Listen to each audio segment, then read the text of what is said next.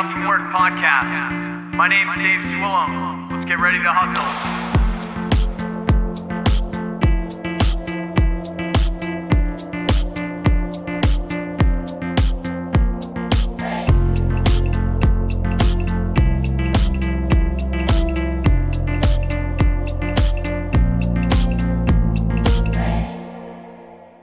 Hey, and welcome back to the Waking Up From Work podcast. You're listening to episode 69 today. Don't make the joke. Don't make the joke. It's already been made. I'm sorry. If you didn't make the joke, then I made it by saying to not make the joke. So, yeah, that shows who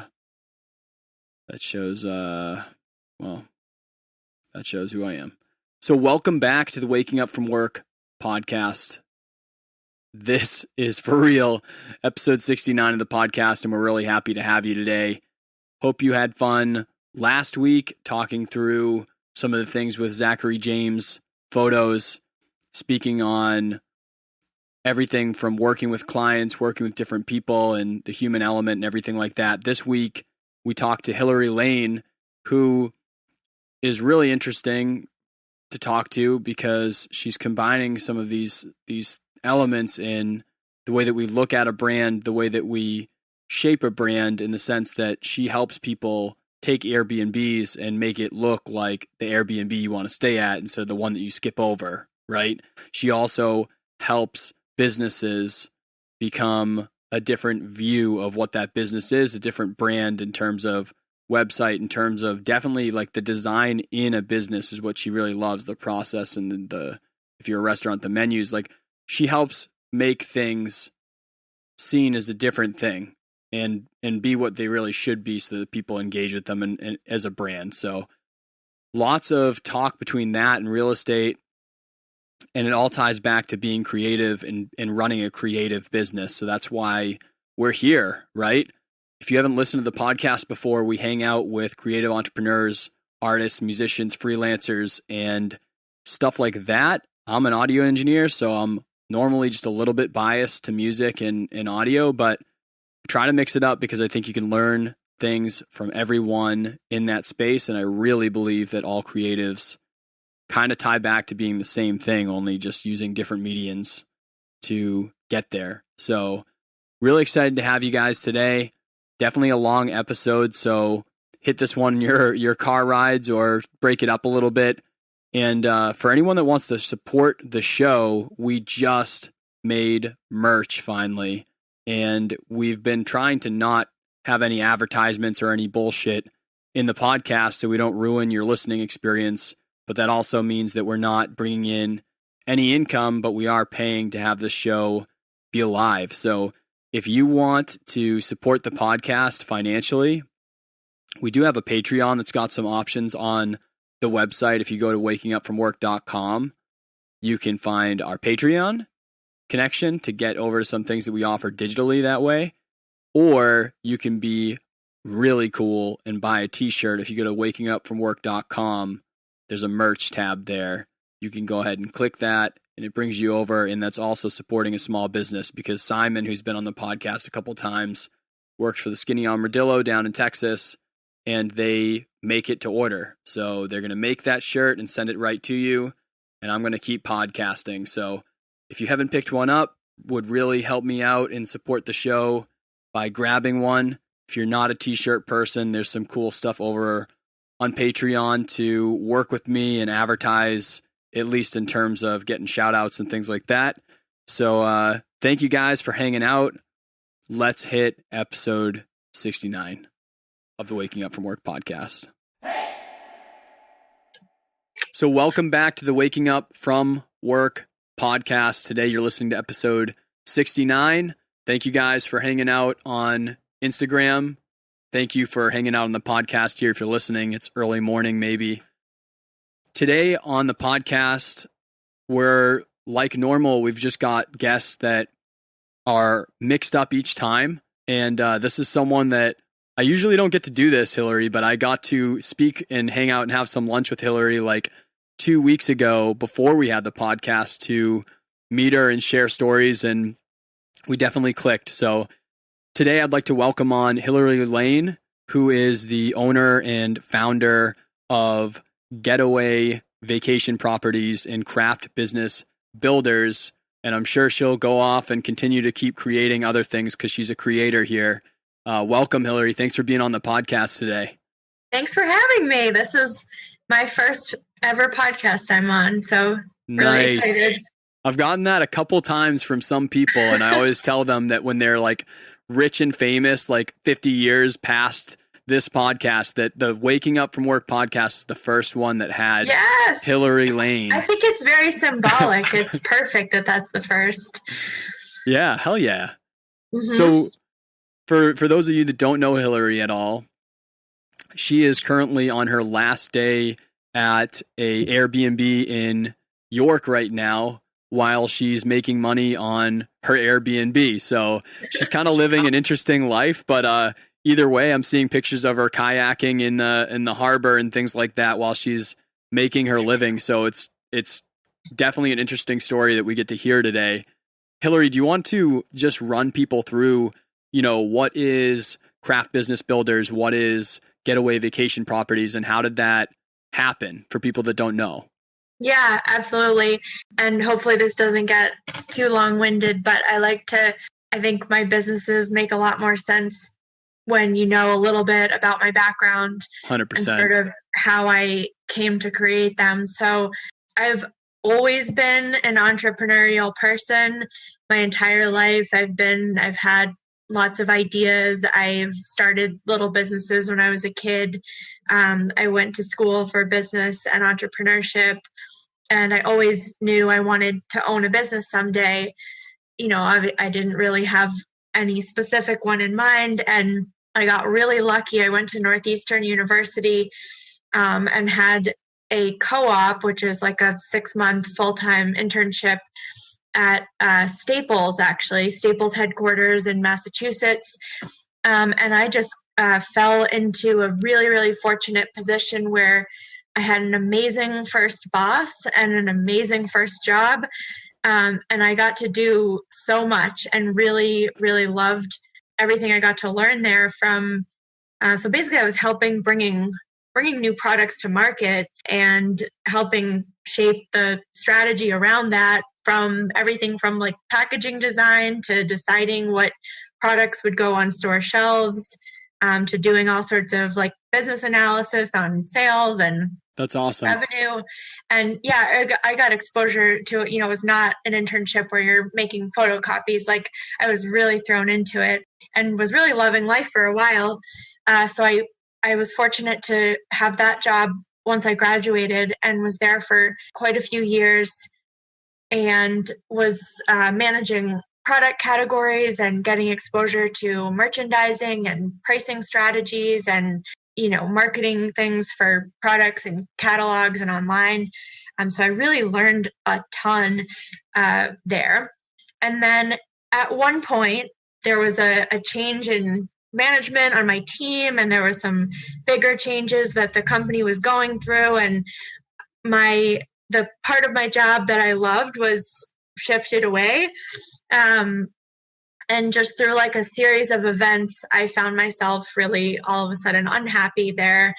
And I just had this bigger picture view of it where I realized, so at the time I was only 24 when all this was happening. And I thought to myself, like, really, I feel like I can do a lot, but I'm not being given the opportunity to do everything that I want to do here. Yeah. And I feel like I'm not being challenged anymore.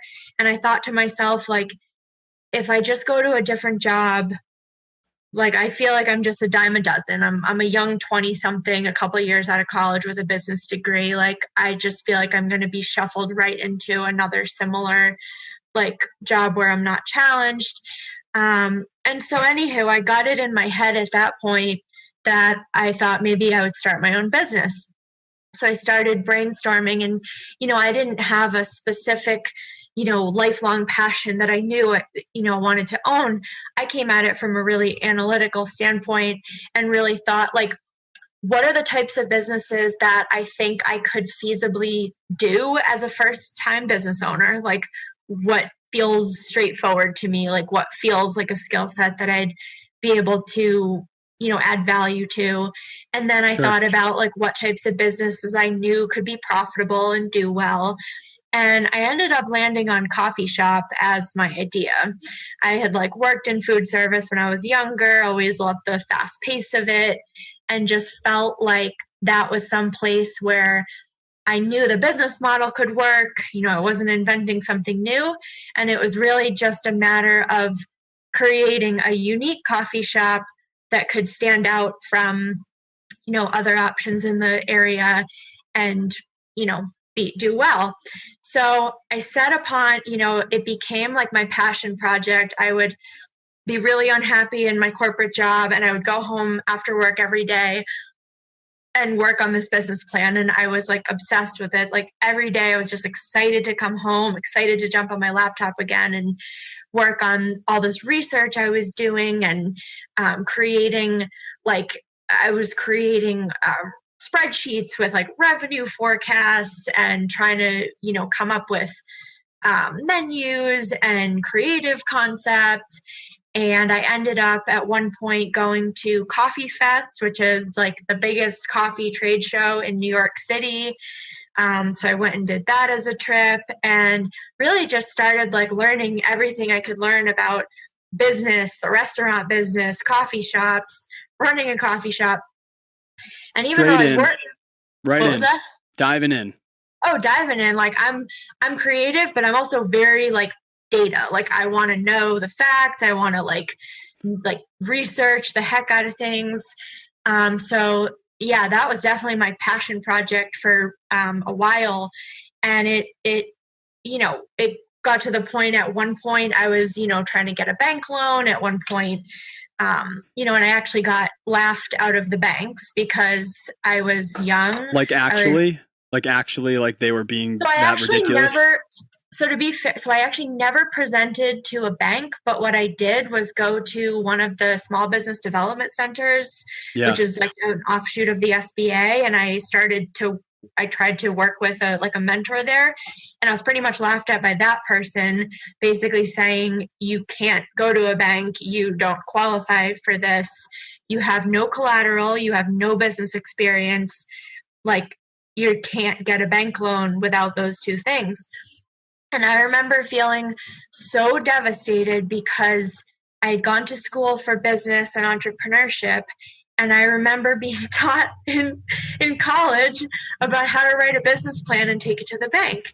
And they had made it sound at the time that if you had a really good idea and you wrote a really good business plan, that you could take it to a bank and get a loan. Yeah. It was so oversimplified. Not the case. And also, like, I also, unfortunately, have had that same experience where I went to I think it was a different probably type of group, but a type of group like that, and started talking about my plan to open like a studio and go full-time audio.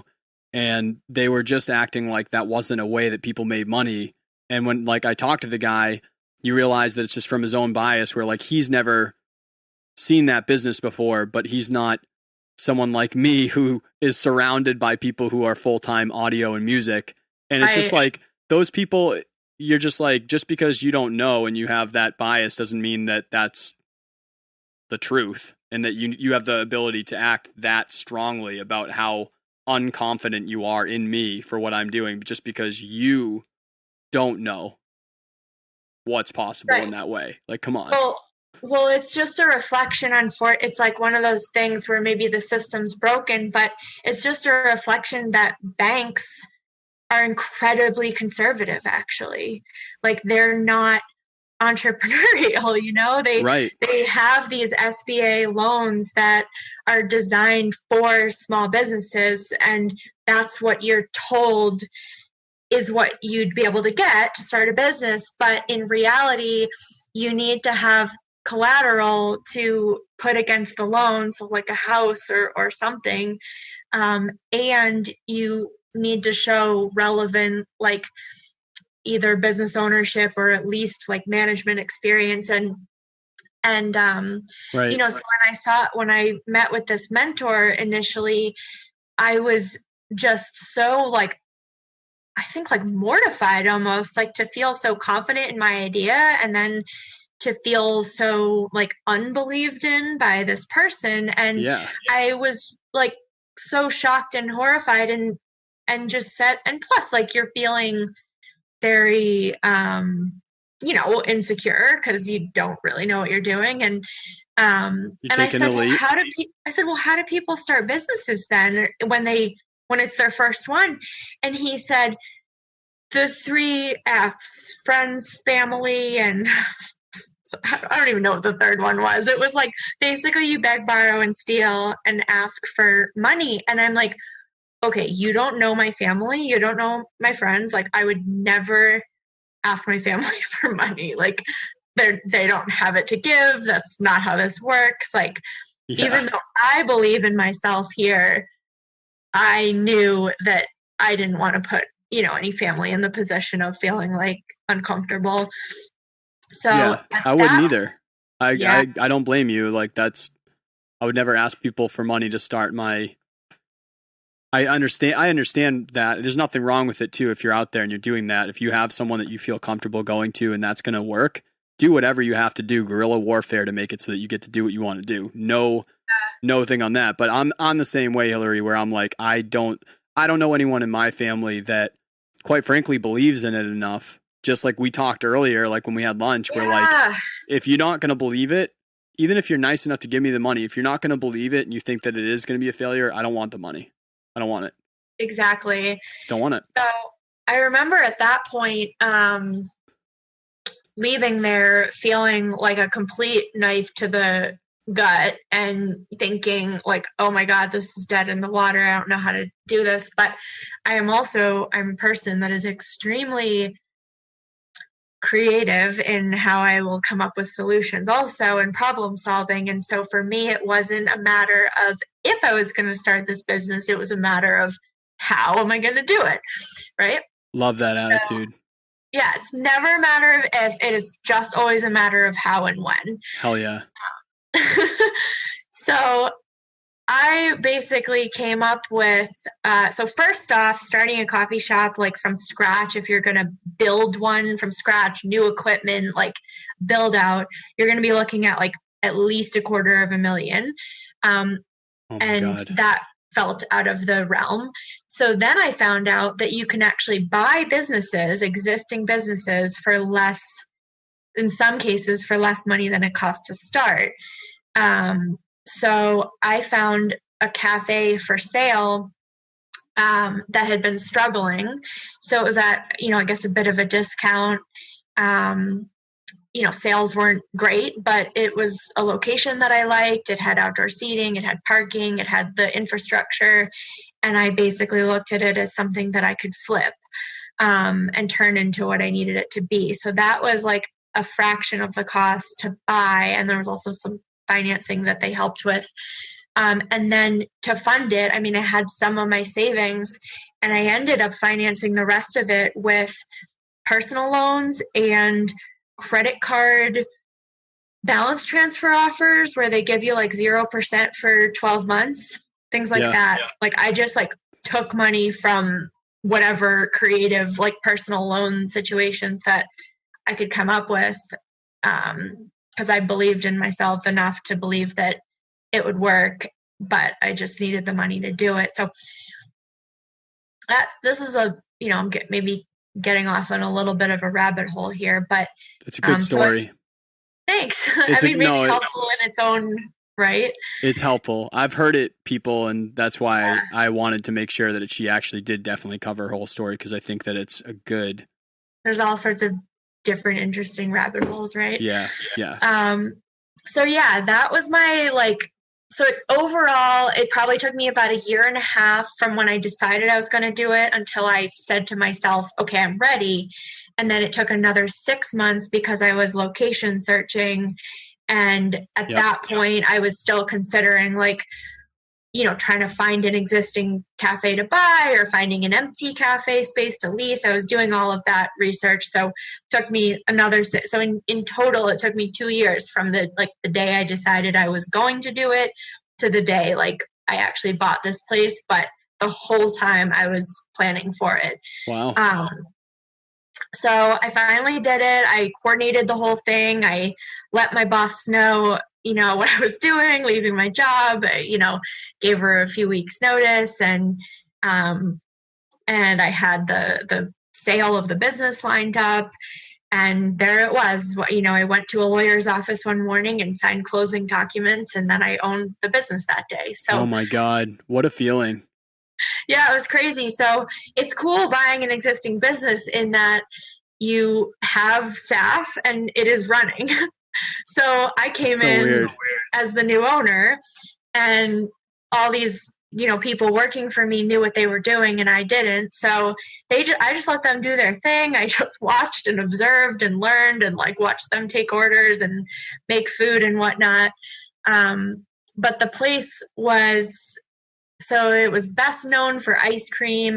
They were also doing hot dogs and sandwiches, but they didn't have very good food and it wasn't popular for that. So It was mostly an ice cream business, and I kind of let it roll for the summer because I bought it in June. So I let it do its thing, make its money, through ice cream for the summer. I learned the ropes. I figured out how to submit payroll and how to place my orders and how to hire people, and just was figuring it out as I went. But it was my little practice playground. And how old are you at this point? I was 26. It's a lot to do. Yeah.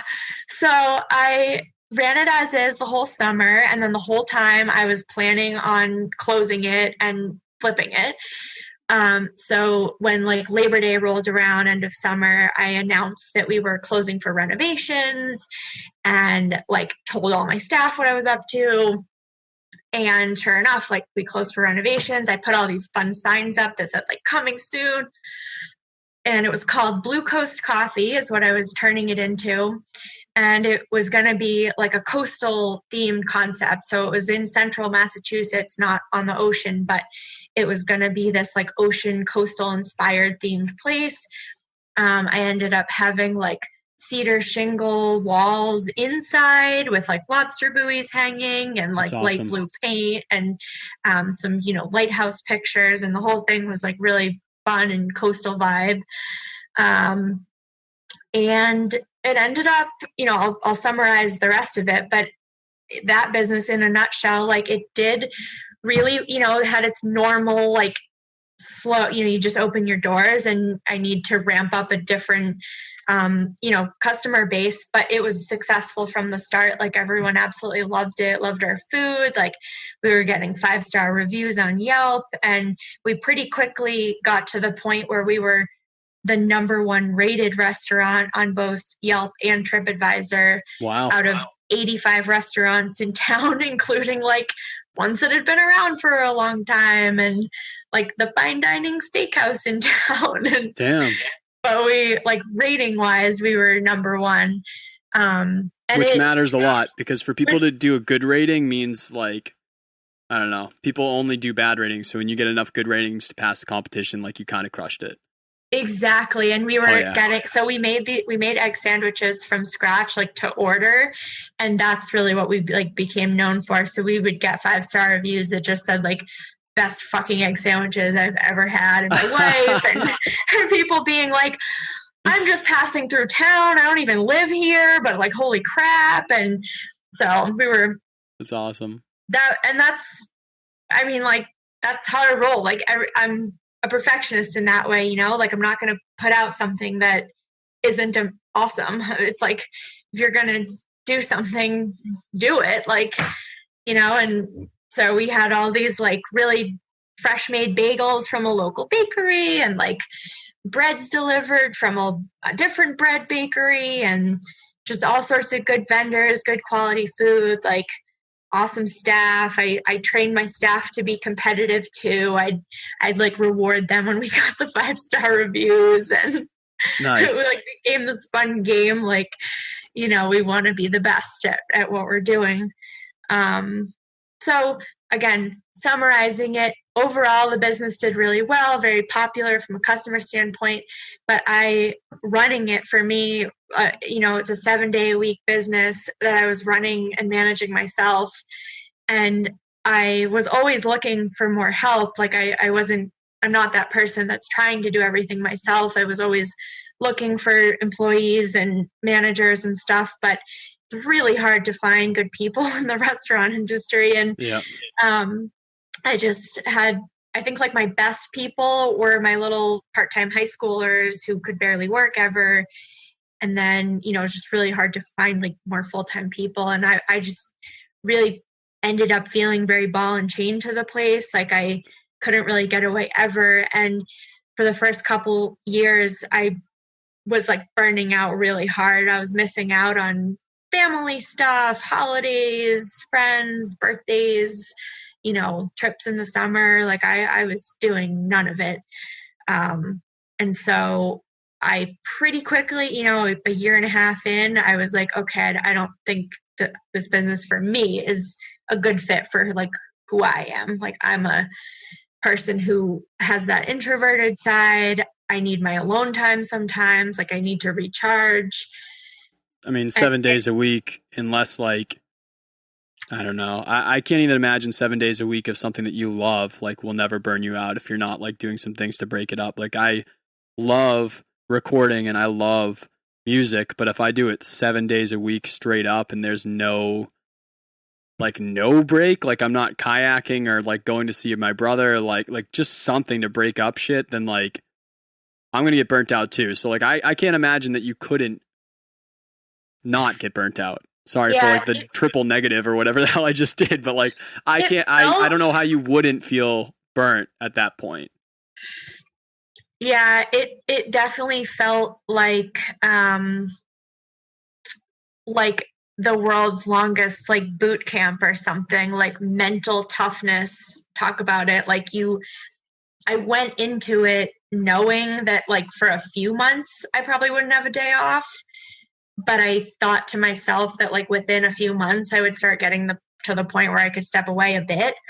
And that just like wasn't happening. So it was this like every single day, brutal. Like I gotta be there going in, you have to like mentally prepare yourself. So, and I don't, it was the most amazing and, impactful experience I've had in my life was starting and owning this business for sure. So I don't regret any of it, but I definitely didn't anticipate and I guess didn't plan well enough for like management help, and just really found myself like stuck there. And it also kind of turned into the type of thing where like anything that can go wrong will go wrong. Like we had equipment that would always be breaking. We got robbed. Like I had an awful landlord. Nice. Oh yeah. I had a slum landlord that would like, we had a leak in the kitchen and I would, be all bothered and asking him to get that fixed. And then he'd threaten me that if I pushed him, that he'd call the health department on me and like have me shut down. So like he was an awful person and I was like being bullied by him. But anywho, like the whole thing was, I just realized that although I created a successful business, that for me as a person, it wasn't the right fit, like to own and run. So I ended up looking for, I put it up for sale eventually and was able eventually to, and so in total, I owned it a little less than 4 years. And yeah, I mean, by the end, I was going through all sorts of identity crisis too. Like, what do I do now? Like, what is my career? Where am I going? Like, yeah, what happens? This feels like a job again. Right. Like, who am I? That's what I tried to escape. Who am I? Like, if I'm not a coffee shop owner now and I don't want to do the corporate world, like, who the heck am I and where am I going? So I actually met with a business coach at that point, and he kind of turned me on to real estate stuff. Like, we talked about my strengths, and I talked about how I had loved the actual renovations of the coffee shop and how much I had loved like creating it in the beginning and coming up with the design concept, and even the actual like hands-on renovation part was a blast. And creating the brand, the menu, I really loved all that. and he kind of suggested real estate stuff, like either flipping or rental properties. And he got me all interested in that. And I kind of realized like there was a lot there that fit well with my strengths and what I was looking for, without the hassle of the day-to-day, like of a retail business, basically. Someone in the comments is saying I want a coffee shop. Chad. I haven't convinced you not to own one yet.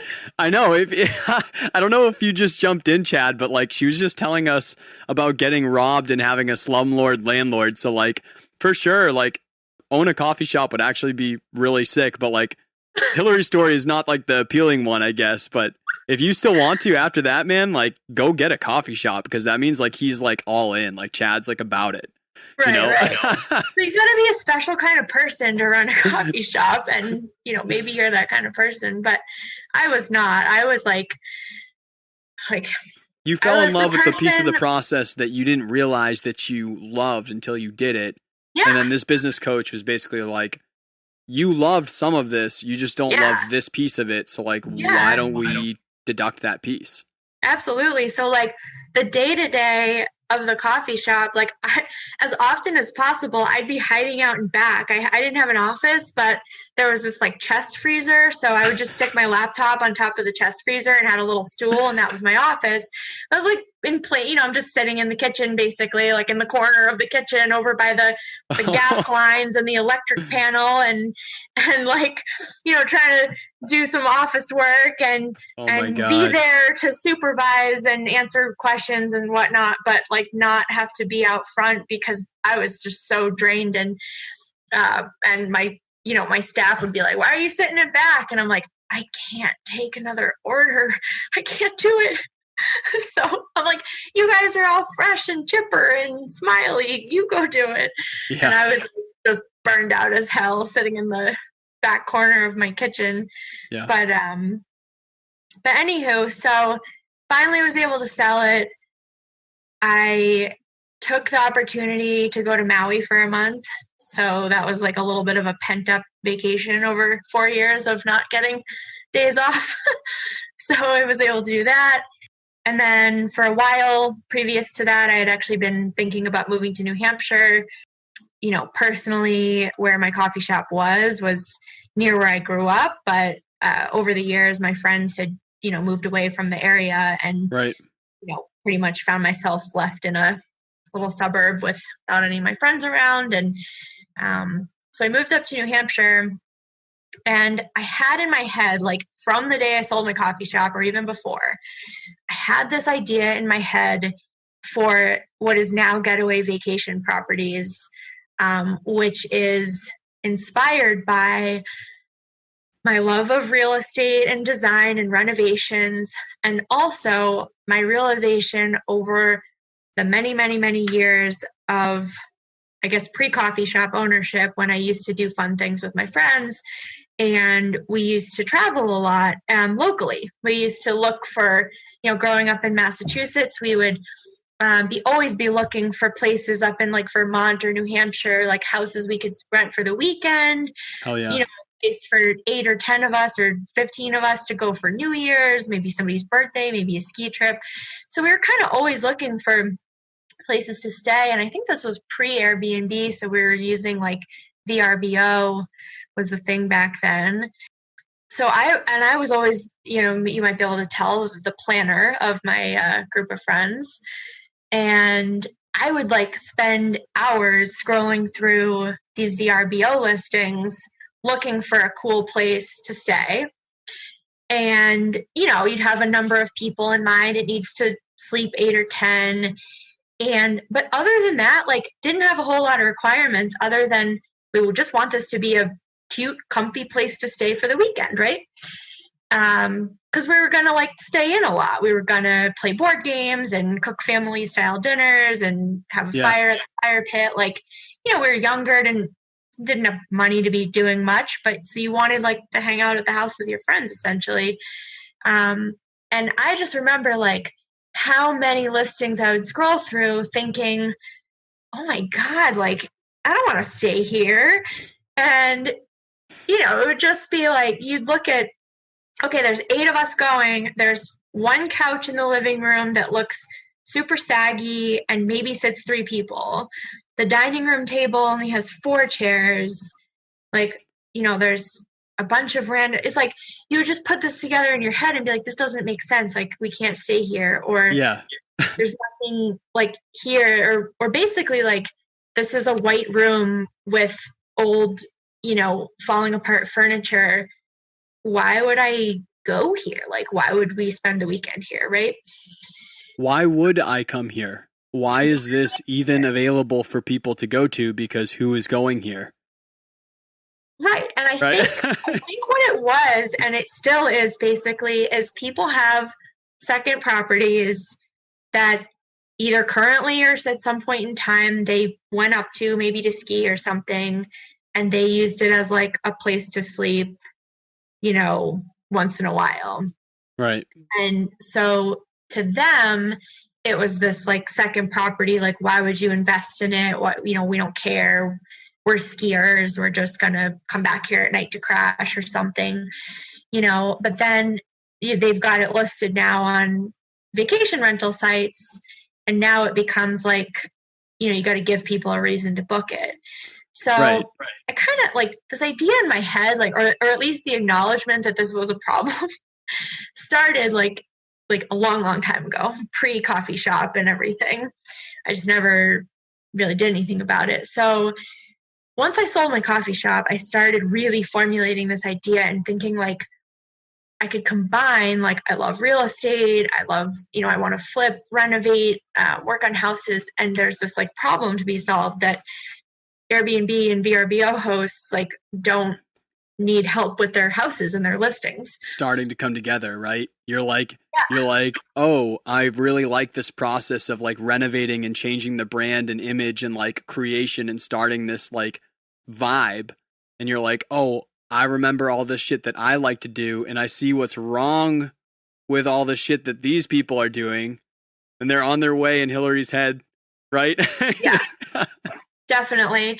And then also in tandem was the fact that like I wanted to buy my own place to flip and, probably turn into a rental property, but also live in. So I moved up to New Hampshire, and like, it's not like I was like ready to go with this business idea. Like, I was so burnt out from 4 years of the coffee shop. So I actually did go back to the corporate world on purpose, obviously not ideal and not long-term, but I knew I needed the paycheck, and I knew I like needed that time to like be on somebody else's dime at this point and not be managing myself. So I very intentionally went back to the corporate world. I save up money. I was able to get a mortgage and start saving money again and stuff. So I did end up buying my first condo in Dover, New Hampshire, and I renovated it over the course of like a little over a year while living there. And the whole time, I had this business idea. And the other business idea that I had was very, very parallel to Getaway Vacation Properties, but also combining my coffee shop owner experience and the recognition that like small businesses need help with similar things. Like a lot of coffee shops, restaurants, retail stores, there's these crazy high statistics of them going out of business so often. Unbelievable.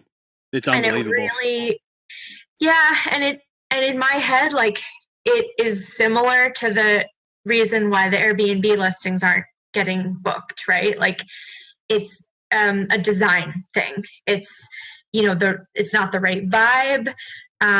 It's not different than anything else. It's not giving people a clear reason to go there. Yep. And so it's like differentiation and just good design, good branding, good marketing. And so those similar services, like all the stuff that I had learned while in the corporate world about marketing and product management and, pricing strategies and all that, combined with like the renovation piece of it, and now combined with my experience starting and owning the coffee shop. So like both my businesses are using a similar like skill set from me and a similar perspective, but I'm marketing craft business builders towards small businesses, mostly brick and mortar, but I'm also working with, for example, like a construction company right now, a flooring company. So really a variety of just small businesses, and doing all sorts of like branding and marketing work, again, ranging from like building websites to interior decorating. But it makes sense though, because it's you have one uniqueness and one strength that's like very identifiable. And you're like, okay, I'm serving two different audiences. I'm doing two different, very different things to accomplish very different things. So even though in the hub is still me, and that's what makes me good at the things that I do, I'm going to separate these things because it's like for the same reason, for the same reason that you help other people, because then it's very clear what those two priorities are when you interact with that brand of like, what is it that I'm getting from this? What is it that I'm serving and doing? The reason why you help people is to make that very clear with their business so that their audience works. Same reason why you're going to create getaway vacation properties and then also craft business, right? Yeah, totally. So I know in some ways it's like maybe a little, overcomplicating it that I've created two companies out of it, but I do feel like it I think it's right. Much simpler for me to market to the different audiences, and they are actually different audiences. So like people that own vacation rentals, some of them might do it full time. I mean, there's property management companies, obviously that's their business. And there's people like me who are wanting to head in the direction of continuing to accrue rental properties as a source of income. But for most people, that's not their primary income. It's considered passive income or secondary income. So these aren't people who are really thinking, I'm running a business. They're thinking, yeah, I do, whatever it is my day job is, and we've got this vacation rental up north that brings us in a little cash. So getaway vacation properties really allows me to like speak to that audience and talk about, through my Instagram, I'm able to talk about all sorts of like hosting tips and things specific to Airbnb, things specific to vacation rentals and guests, and like really customize that content to be beneficial to them. And then with craft business builders, I'm really speaking to that audience who, whatever business they're running, it is their primary business and income. And, it leverages a lot of my similar skill sets, but, right. in different ways. And on the small business side, especially so marketing, or at least me feeling like who I can help most are like the coffee shop type businesses, brick and mortar. And obviously with COVID, like that's not an audience that's in a position to, but they now me. Hopefully saw the value in it, because like I've said it on the show before, like going through, like we've reported with so many different businesses through COVID right now and talked about different stories. Definitely don't blame anyone for not having the right plan in place for COVID. So I'm not saying that to anyone out there. Don't get mad at me.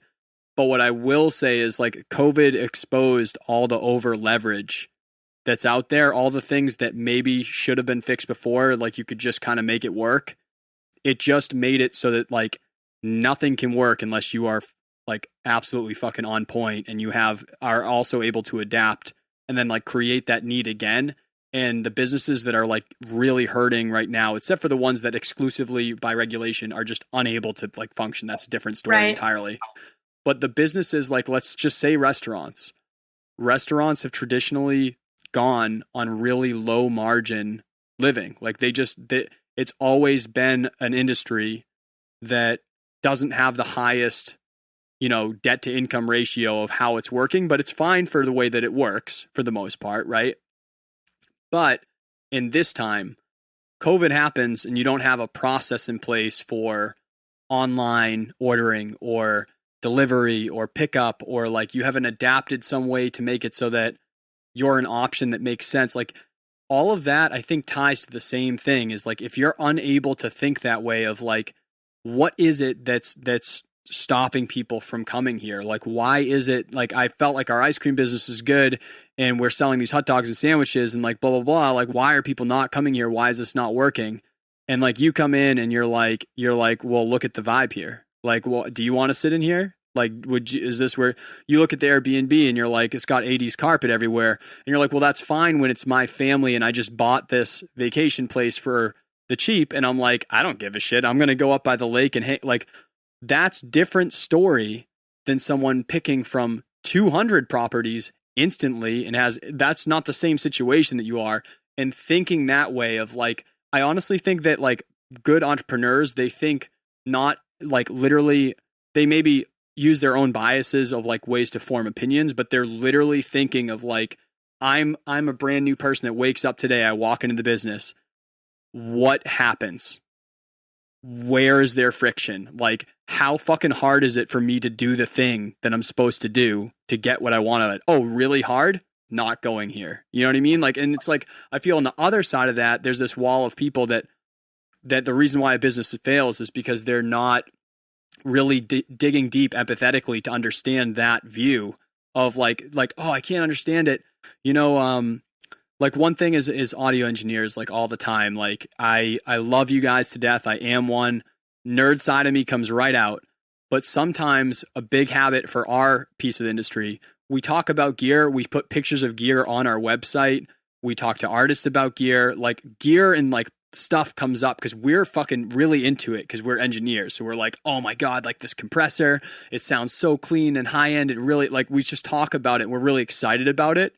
At the end of the day, the artist who isn't an audio engineer does not give a shit about it. They don't care. And so by talking about that all the time or using it like in conversation of like why their project is going a certain way or as an excuse, they don't care. They don't care about it. And being unable to empathetically understand what it is that's going through their head, you have to get inside that customer's head, get inside that experience head of how is it being viewed from the other side of what I'm creating. How is that happening now and being interacted with?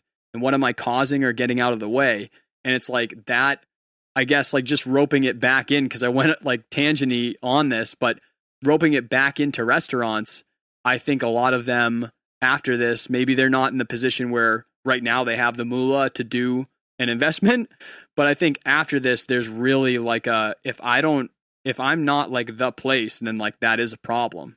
And I need to figure out what that is. And then I need to invest in very simple things that just make it so that I'm the place. Like, why am I the place that gets all the 5-star reviews? Yeah, you have to. You're spot on. I mean, I've been trying to be flexible with my own business during all this too. And, so I've actually more so been focused on trying to market, like web design services to people, which I'm perfectly, skilled to do. I mean, that's not the only thing I do, but just recognizing that the times we're in, like everyone is really shifting their attention to web stuff and maybe almost feeling like exposed if they don't have a sufficient website. So, I've been leaning in a bit on that, just recognizing that that's important right now. But, I absolutely want to get back to the place and really get to the place where businesses are leveraging me for more than just, a web design or a logo design. Like that's, to me, those are like tools in the toolbox. So those are things that I do, but they're just parts of like what I can bring to the table. And I think that is, you talk about why would you choose a business? That is what I'm trying to market myself on that value is like, you can go to a graphic designer for a logo. You can go to an interior designer to pick out your chairs and your light fixtures. You can go to a web developer to build you a website, but everything's going to be very piecemeal and disparate. So by coming to me, like I've been in the shoes, I've started a business, like I see all the parts of that make up the whole when it comes to like your brand, your image, your, and like you said, it's really all about what the customer sees. And that is literally all that matters. Like, yep. Like it doesn't,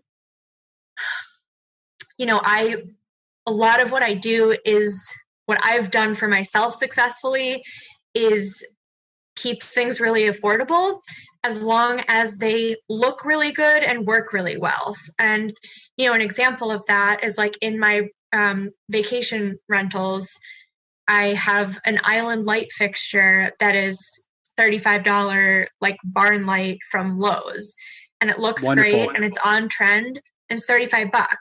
Other people might think, oh my God, a light fixture, I'm going to be spending $300 or $400. Like, I just have become good at shopping because I'm like savvy like that and like to stick to a budget and have just like learned where I can find good deals. But there's always a way to design yourself well without being high end and spending a fortune. Yeah, if the light didn't have that effect, you wouldn't buy it for $35. No. You're only going to buy it for $35 if you can have the same exact effect for not paying $400, right? Because that's Correct. what makes you good at that piece. So it sounds silly, but it's like I have shopping skills, I guess. Like that's one of legit. my skill set. That's not a skill that everyone has. It sounds so stupid, but it's like it's important, I guess. If you ever walked in a room and was like, yo, I have mad shopping skills, then it would be very stupid. Well, the but when you irony explain of it like is, that, that's a legit skill. That's not easy to do. You want to know the big irony? When I was at Northeastern getting my first co-op, one of the ones I applied for was actually at TJX corporate, and it was a shopping internship, and it was like for their marketing department, they would send their intern into their stores to pick out like outfits or whatever to bring back to do like photo shoots of for their marketing department. So essentially this was a shopping internship. And I applied for it at first and I ended up bowing out of the interview because I actually thought to myself, career-wise, I can't have my first internship be shopping. That's absurd. Like, that is not like a career move. So I was like, as cool as that would be, I don't think that's a good career move.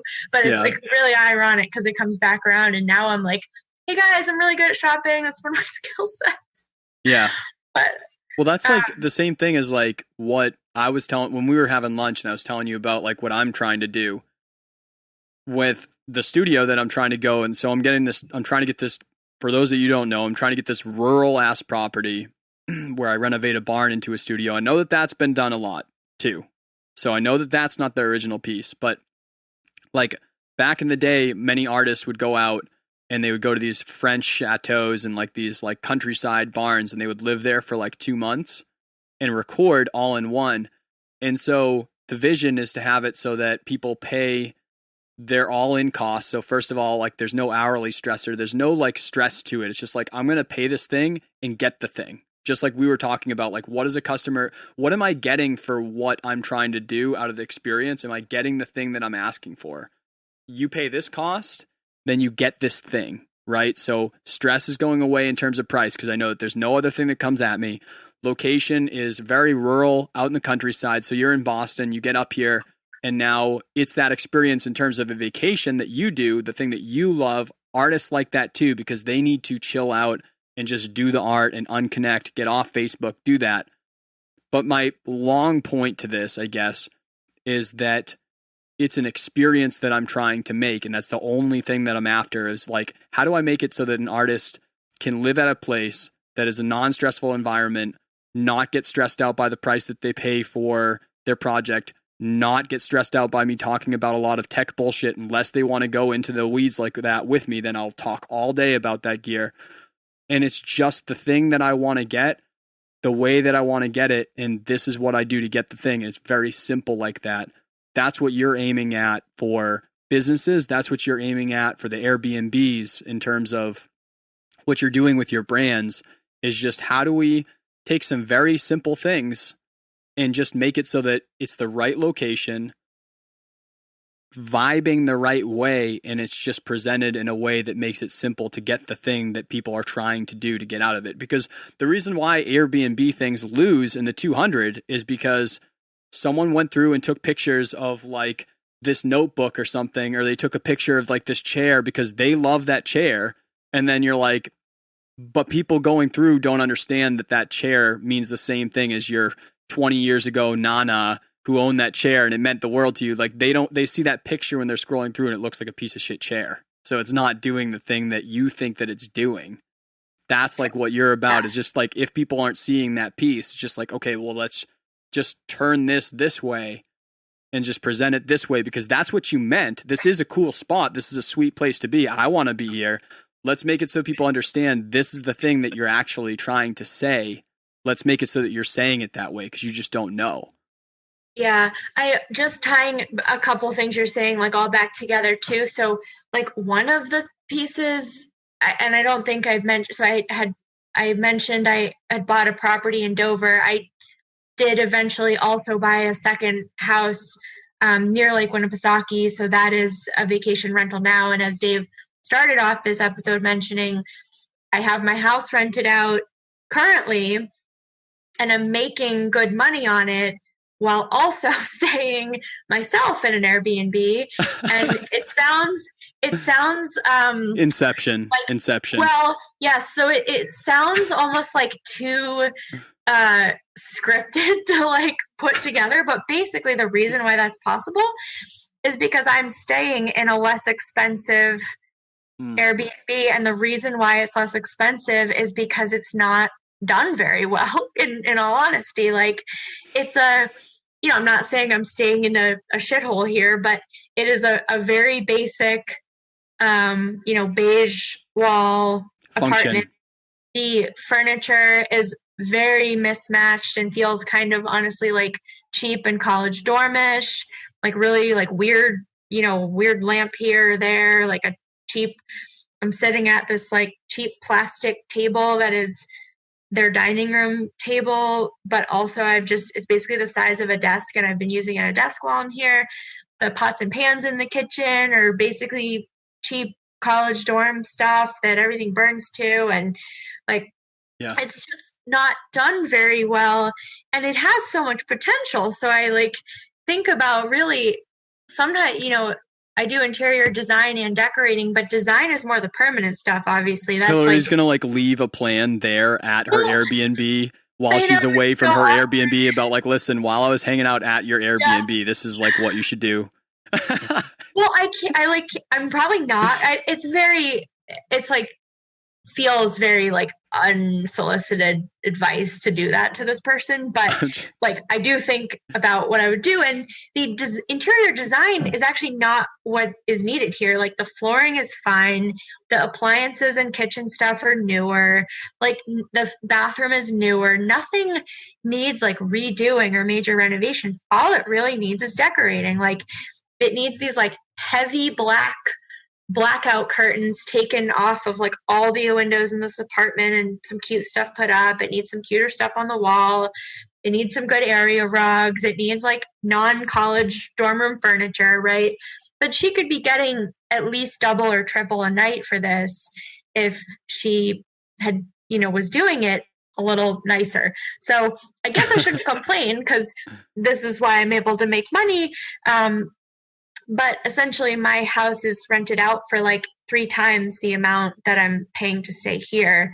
So but going back to what I was actually going to say is like, your whole point, and I think you and I are so spot on, and like I love that you get this, is just have to get every business, no matter what you're selling, you have to have a clear reason why somebody is going to buy what you're selling. That's right. Like, you don't need to convince me that coffee is going to sell. We already know people are going to buy coffee. Like, that is a fact. People think that coffee is a good thing. Why are people going to buy coffee from you? Yeah. What about your coffee shop is going to be unique and different and make people go out of their way to buy their coffee from you? For your for your studio, I think you've got an amazing idea there, and like 100% it's going to work, because your market, your industry, and you're absolutely right about that desire for artists to have, places to go away. Like, that is a premium experience, and people are willing to, pay for that. But also, in general, these days, partly this was happening already, and I think partly this is amplified by COVID, but yeah, our generation in particular is really looking to, quote unquote, like escape the city. So people that live in cities and more populated spots for work typically are realizing that they can now work from anywhere, and it's become this like remote work is the culture. So if you be remote working, why be remote working from your cramped studio apartment in Boston when you looking can be at remote the same old brick wall from a lake house or from a cabin, or from a cool little rustic camp up in the mountains or something. So people are really flocking, I think, to that more rural, rustic, like away from it all destinations. And the houses themselves are becoming the destination, which obviously feels validating because this was my idea anyway with getaway vacation properties, but it's really showing it that people are looking for a nice place to actually be. It's not just about a place to sleep at the end of the day when you're out skiing, like then you don't care. But if it's a house to spend time with your family in, or a romantic weekend, or to write or to work or to paint, people are really appreciating like nicer spaces and are willing to pay a little bit of a premium. So, I mean, it's just, to me, it's kind of a no-brainer that you can invest a little bit in making an actually nice Airbnb.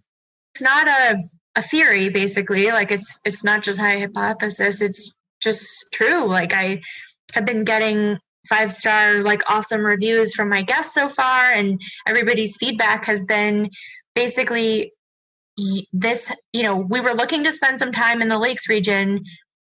Your house is way nicer than other ones we can find, even lakefront. So basically we're happy to stay up here.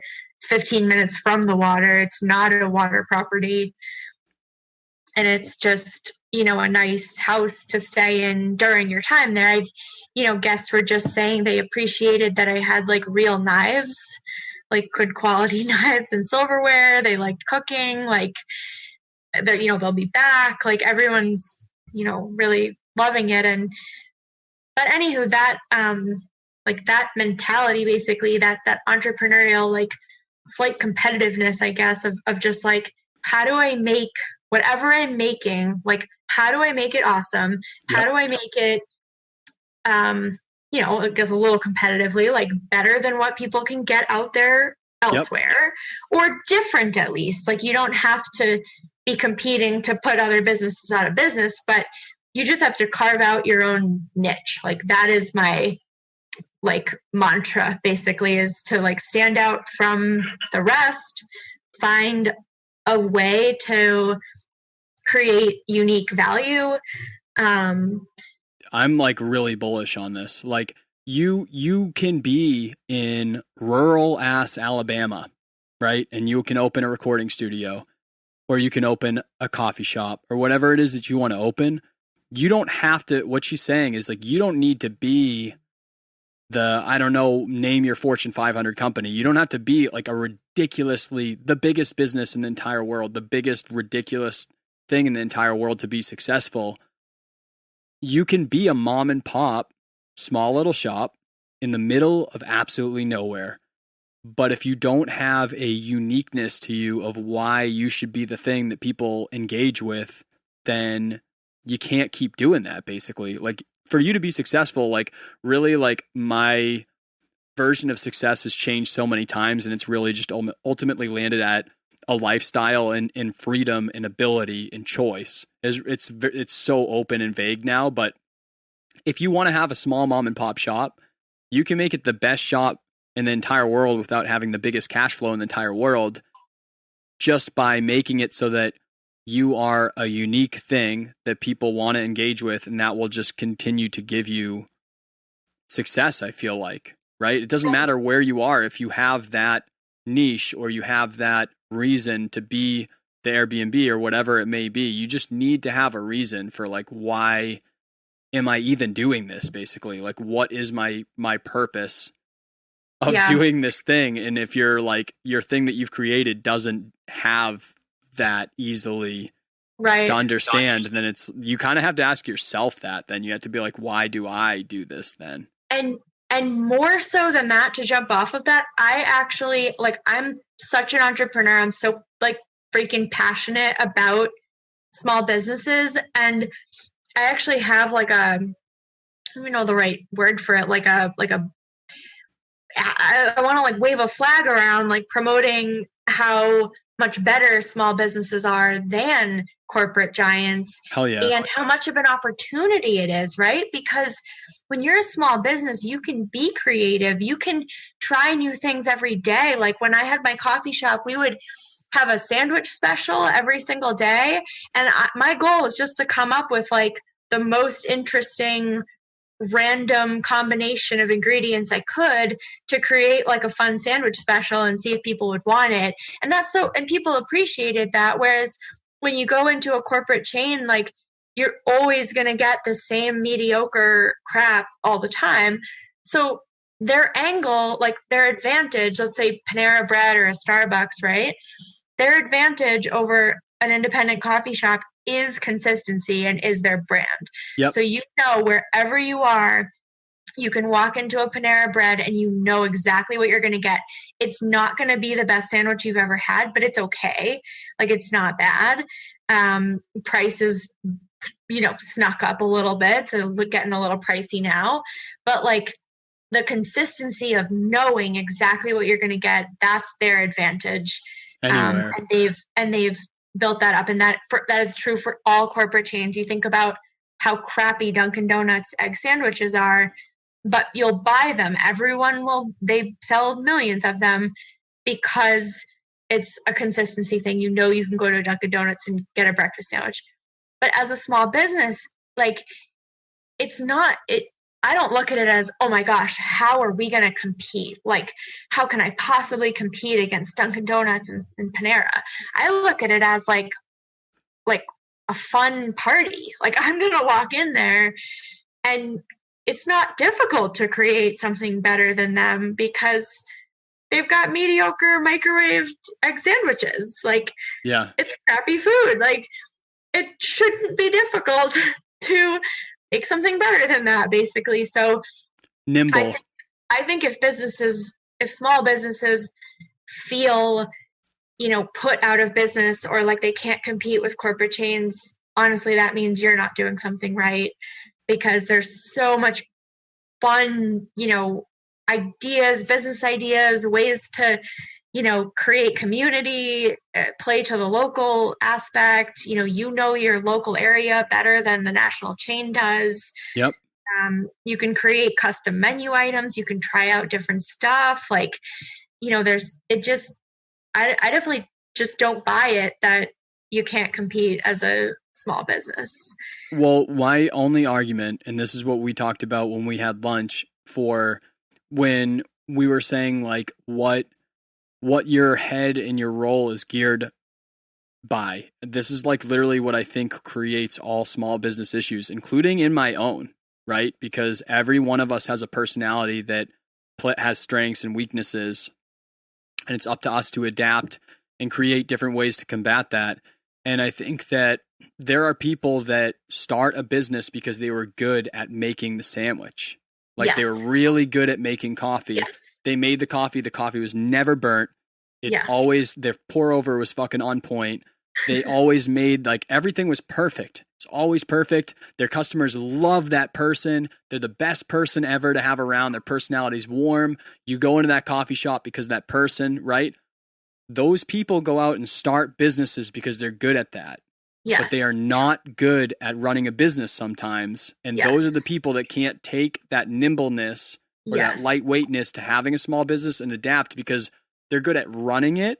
They're good at doing the same thing, but they cannot think about different ways or different avenues to go to either completely flip the script or like do something different for that day, or like, how do I've got this big company that's next door and this is the one issue that they create for me. So how am I going to create this other thing? Boom. This is the thing that I'm going to do now. Everyone has a different role. And for those of you out there that haven't read the book, I really encourage you, if you're in this spot trying to figure out who am I, the E-Myth Revisited, I've had it in some other episodes. I'll put that in the show notes for this one. But I read that book and it told me a lot about myself, of who I am.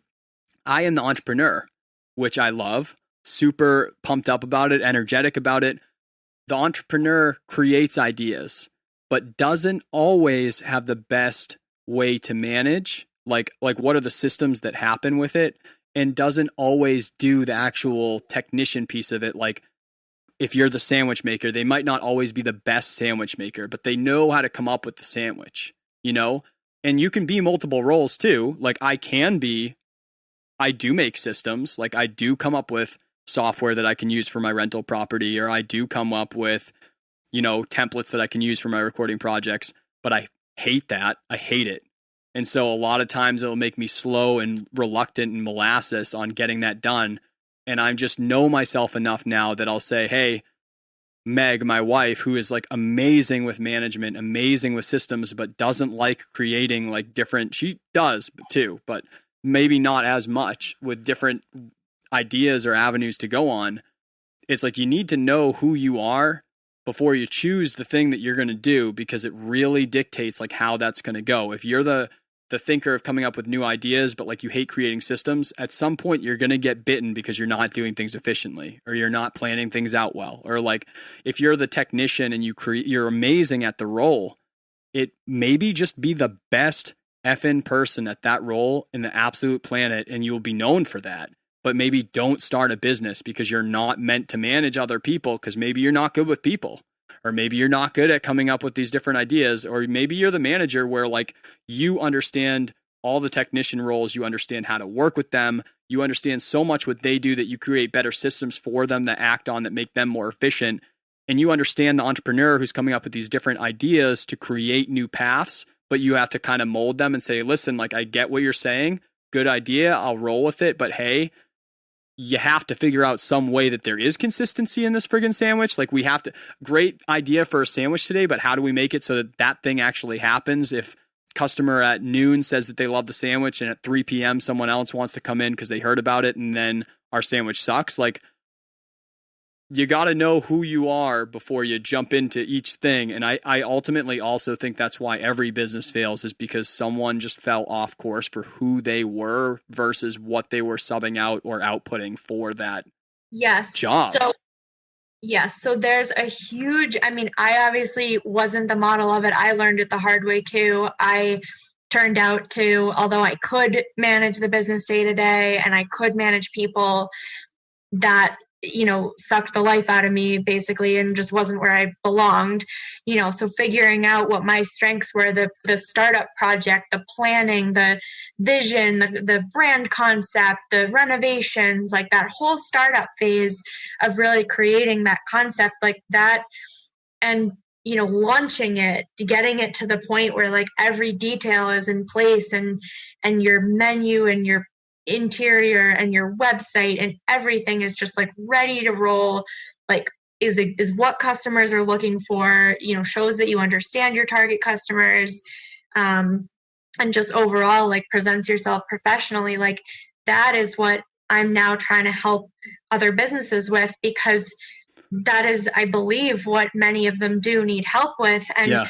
I absolutely hate, having been in those shoes, like I hate the knowledge of how hard it is to run a business, and the fact that many of them aren't going to make it. And that business, I heard a different podcast that basically said, stop complaining about problems. The definition of business is problems. It's just a matter of how you react to them or solve them or manage them. Right. But business is a series of problems for you to solve and manage. So I loved that. And it was kind of like a good, like water over the face, like stop complaining, thing. But my problems as a business owner were that we were so damn busy. I couldn't possibly keep enough staff. We had lines out the door. I ran out of, equipment space. I ran out of storage space. We had to buy a shed to keep dry storage in. We had to put electricity out in the shed and a freezer to store backup ice cream. We didn't have enough freezer storage. So like my business problems were that we were so popular that my place was too small and I couldn't keep enough staff, right? So do you want those to be your problems you're dealing with? Or do you want your problems to be that you are working in your business every day because you don't have enough money, you don't have enough sales or customers to hire other people, that you are throwing away inventory because it's going bad because you're not going through it fast enough? I've heard that. I don't know if I heard it from the same source or not, Hilary, but like that made me stop and think a lot. Whereas like I don't think it was about just business, the person who whatever I was listening to, because they were saying like, you need to decide in life, like what problems do you want to have every day? And that should determine like what job or business or thing that you do. Because for me, I can't deal with the problems that I face in a 9-to-5 of I'm not fulfilled. And I can't be told by someone what to do. Unfortunately, I'm like unemployable. I like cannot be told by someone what to do. I have to create it. Right. So those are the problems that I can't deal with every day. I can deal with the validity. Would it be validity when I'm looking for volatile? The volatility. Thank you. Yeah, maybe. I can deal with the volatility of an entrepreneur life, or like the ups and downs of cash flow. I can deal with the economic changes and then like having to readapt in there. I can deal with those. I'll be stressed like anyone else. You know what I mean? I'll be like, holy shit, how am I making money this month? But I can handle those problems each day. I just can't handle these other problems. It's like, what problem do you want to have? Like, I would rather face the problem, I guess, of like having too many customers and having to figure out solutions of like how I'm going to service that many customers. I'd definitely personally rather have that problem than have no one in my store and be like, shit, my problem is that like I don't know how to get people in here. I have plenty of space. I have plenty of whatever. Yeah. And the irony, I don't know if irony is the right word here, but the sad part of it is that you hear small business owners all over the place saying, you know, if you said, oh, why don't you hire a consultant or a marketing specialist or, you know, a branding person, or maybe, you know, renovate your store. I don't have the money. They would say, oh, I can't afford that. Yep. And that is the saddest thing, because if you're already saying I can't afford that, like you're giving up basically. Like you're just saying that I'm going to ride this wave downwards and it's not going well, but I can't afford to actually hire someone who's going to help me. And I mean, not that you can fix all of that in the world, that's just going to keep happening. But, you know, part of my own marketing strategy is to actually be focused on startup businesses and the startup phase, because I feel like that is the best place to prevent issues before they start. Yep. And as much as I would love to help businesses with like complete rebrandings or, you know, renovations, you know, I do recognize like many of them are just not willing to, because, you know, they realistically have to take a loan or something to be able to afford hiring services, and you know, they are unlikely to do that. But at the startup phase, if somebody recognizes the importance of this, you basically say to yourself, can I afford not to have a marketing consultant involved? Right. Can I afford to just guess at this, throw darts at the wall? You know, I'm just going to pick this color. I'm just going to do this. I'm just going to buy these chairs. It'll all be fine. I make a good, you know, whatever their food is, right? But like, it is something where it's like, if you're already investing, you've got this big startup budget, you've got to take a loan, you've invested in your savings, like put an extra 10, 20, 30,000 into that budget for help, professional help. And again, it's like, can you afford not to? Like, that's like last week we were talking to a photographer. This amount of money is going to be the difference between you having good problems in your business, you opening up your doors, and trying to stay in stock on everything and hire enough staff to serve your customers, and, versus the crickets. You open the doors and the crickets, and you're there behind the counter every day and nobody's really coming. And I can't imagine not only the financial ramifications of that, but emotionally, how feels bad. You pour yourself into this business, you put up your life savings, and customers aren't coming. My heart goes out to that. And I am so passionate about this, and I genuinely want to help. I want to help. That is why I started up this business as a consulting business. Part of it is because I'm an entrepreneur and I don't want to work in the corporate world, and I'd rather get, make a living doing what I'm good at and passionate at. Yeah. But behind all that is I could do consulting in the corporate world easily, but I don't want to. I want to help small businesses. And there's plenty of stuff I'm not good at, but that I have this one thing where I really feel like I can help. And, that's what motivates me. So I'm out there marketing myself, doing my social media account, working on my website, trying to network, just trying to get, found out there, because I believe that I can help, set businesses up for success and, make it an easier road upwards of growth, and really avoid a lot of common missteps at the beginning that end up causing businesses to go out of business later. Right. So Hilary, because I will probably talk to you other times, and I would continue to talk right now because this is just what I talk about. But we do need to end this episode sometime because we will keep going. 5 questions that I ask at the end of every episode. You don't have to think too long and heavy. It's kind of meant for some of them are heavy questions. So sorry, but you kind of don't think too heavy on it. Just answer the way that you feel at the moment. And you don't, if you need a second to think about it, that's totally cool. But don't go too into it. So the first question would be, and it's kind of answered through the episode. I feel like I say this every time.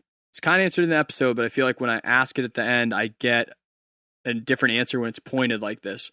Why is it that the things that you're doing right now, why are these the things that you wake up every day to do instead of any other thing that you could possibly do, for your life? Why do you have to wake up and do this every day? Why would you not go do anything else? Why is this the thing? I think I'm a natural maker personality. I love and have a drive to create. And that's what drives me, is the constant goals of what I'm trying to create in that moment, whether it's for myself or for a client. But I love creating. Fair. It can be that simple. How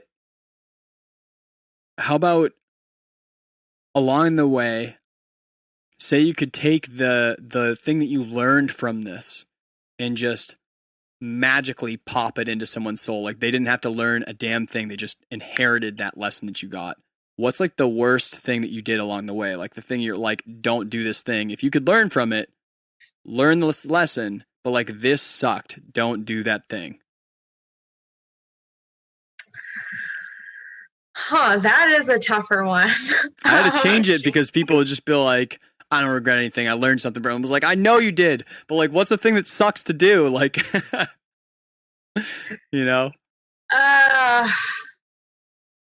I would say that I went into the coffee shop with not enough money. Okay. That I was really, really, really stubborn, as I told you, about getting it started. And my motivation to leave my corporate job at the time was so strong that I didn't feel like I could wait another 6 months or another year to save more money. And so I really bootstrapped with, the personal loans, credit card stuff, and all my savings into it. And it's not that was the problem, but it was that I was so scrappy with my budget that the first year in business was brutal. Like I didn't really have much of what they call working capital, just cash sitting in the bank while you're trying to build up that volume. Yep. I opened my doors to the new coffee shop in the beginning of November, which meant I was going into winter as my first season. Stupid, really stupid. So those first few months were, we were building word of mouth, but we're slow and rough. So I was silly in thinking that, I could just do it with whatever money I had. If it hadn't been for my dad, like floating me a few $1,000s that first winter, like, I don't know how I would have paid my bills. So have some working capital so that way you can make some extra decisions to be liquid along the way. Yeah, you'll hear it from like advice from anyone, any entrepreneur, any business coach, mentor out there. Like they always say, whatever you think you need to start up, plan on more. But I was like young and stubborn and just said, no, I can do it on this. So it's like, you learn my lesson there for sure. Flip side to it, chance to be optimistic here. Best decision that you made along the way.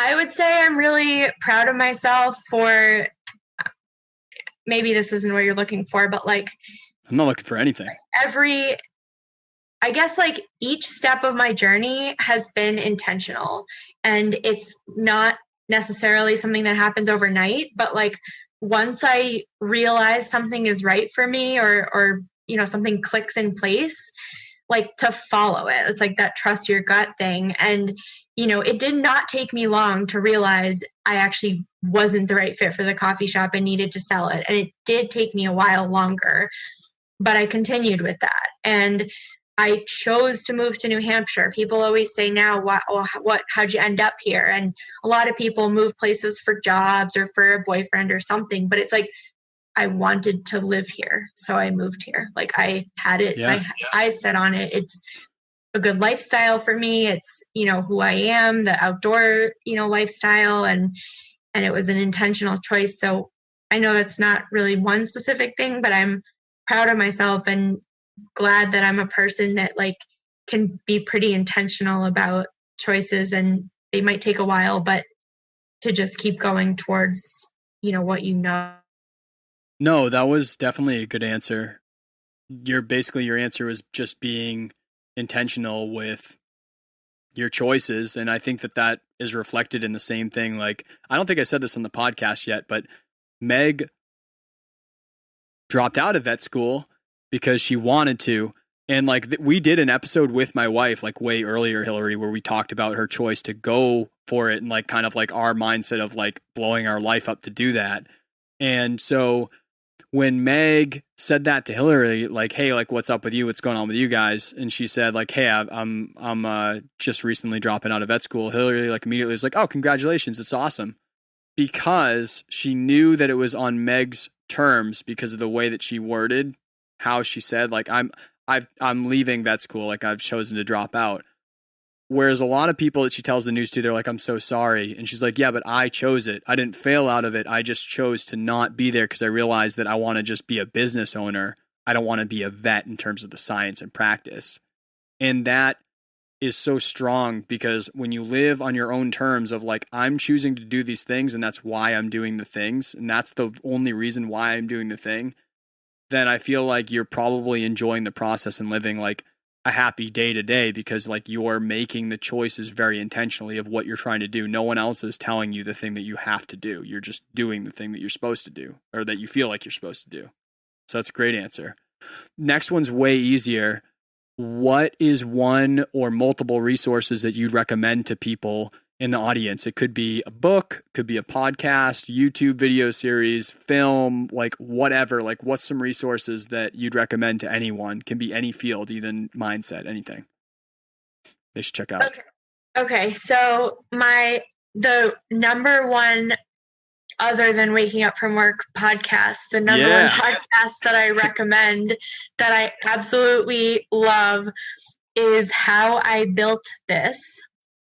and it's an NPR one by a guy named Guy Raz is the host, and it is the startup stories of all these brands and companies that are major mega companies now, and they're recorded recently, and it's the CEOs or founders of these companies telling their startup story. And just like the humbleness, there's no pretense. Like, they're not like, oh, I'm the CEO of Chipotle and I'm going to pretend that I'm the shit. Like, they have no problem airing all of their dirty laundry from like the early days and telling you all the mistakes they made and telling you how like difficult it was for them and what they had to go through. And one of the messages that comes through in most of the episodes is that nobody believed in them at the beginning, or like very few people did or understood their ideas. And that just like resonates with me so much, because I think that is the entrepreneur journey, is like this feeling of you don't necessarily fit in with the rest of society, or you talk about all these ideas and everyone looks like you have three heads, or your own family doesn't fully believe in you, and like knowing that you're not alone in that, and knowing that like the biggest brands nowadays, like the JetBlue, Chipotle, the founder of Spanx, the founder of LinkedIn, the founder of Airbnb, like as an Airbnb person, I freaking love hearing Brian Chesky's story of when he and his roommate started Airbnb by two mattresses in an apartment, right? Mattress in their living room in San Francisco. Like, it so is good. The best story ever. So good. And I just really recommend this podcast. I think like every single episode you'll learn something from. It's just like very real, very fascinating. And if you're entrepreneurial and you ever find yourself like doubting yourself or just having those bad days, like there's just, to me, nothing more re-energizing than listening to these stories. Love it. And we've had that in the show notes in the past, people, because someone else has recommended that too. But I will also have that in these show notes in case you didn't hear that episode.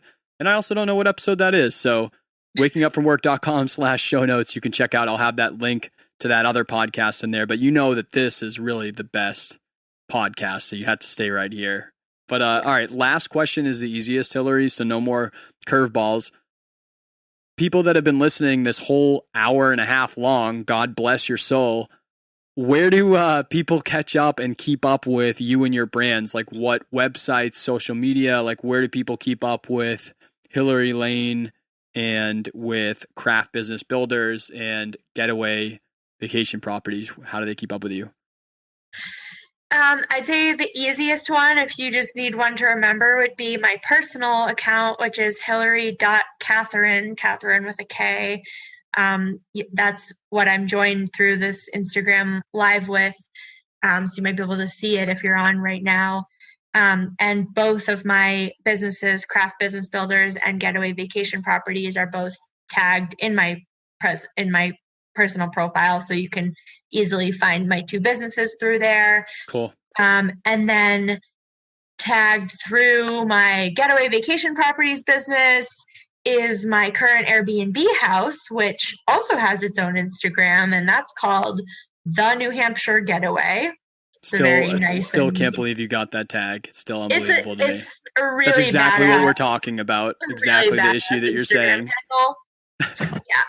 Yeah. So anyway, you can, if you're in the New Hampshire area and you're actually interested in a cool place to stay, you might want to check out that Instagram account and book it, because fall, by the way, is going to be the best season of the year up near the lake. So with the leaf peeping and whatnot. So those are all of my Instagrams. But yeah, if you just remember one of them, I would say the Hilary.Catherine is my personal one, and you can find my businesses through that.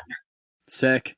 All right. Yeah. So anyone out there listening to the podcast on your way or doing something, just head on over to wakingupfromwork.com/show notes, and all of those links that Hilary said will be there, and you can check out her businesses and stuff, and you should go stay in her sweet ass house in Durham. And yeah, thank you guys for hanging out with us on Instagram for like an hour and a half. And thank you guys for listening to this podcast, which will now be Tuesday. For this long, we really appreciate you guys hanging out with us. And thank you for being on, Hilary. Yeah, thank you so much. Thanks everyone for listening. Sorry it was extra long, and I really appreciate the opportunity. So this was great. Thank you. That was awesome. And thanks to Chad. Chad has legit hung out with us for like straight up an hour and a half, and I've been like chatting with him. So cheers, man. Thanks for hanging out. All right, guys, that's going to do it for episode 69 of the Waking Up From Work podcast. Thank you so much for hanging out to the very end here. If you're listening to this, you hung out like a trooper to one of my long episodes. We definitely get there sometimes, usually because I'm having a really good time. Not that the other ones are not a good time, but these are super good, I guess. But if you want to hit up those show notes, check out the links, check out Hilary's stuff, head on over to wakingupfromwork.com/show notes. If you want to pick up any of that cool ass merch that I made for the podcast, there's 2 shirts. They both have the podcast colors, and there's a back on them that is way cooler than just the front that you see when you hit there. So check those out. Goes a long way. If you want to just support us for total freeness, then it goes a long way just to share any of our stuff with any of your friends or leave us a review on iTunes, because all that helps it get found. All that helps it just be a reason to do this, basically. So I appreciate all y'all. I'm not Southern, so I can't really say that, but I did. And really excited for, I guess, episode 70 is going to be a solo one. I kind of did that on purpose again because I'm going back and forth between these. I'm going to be talking about some stuff that's been happening recently where I've just had a lot of people fall out of being alongside me doing some of the things that I'm doing. And it's not because they're not good people, and it's not because they're not hard workers. It's just part of this. And I want to talk about it with you in case you're seeing that too. So episode 70, solo episode, will be a quick one to counteract this, maybe 30 minutes.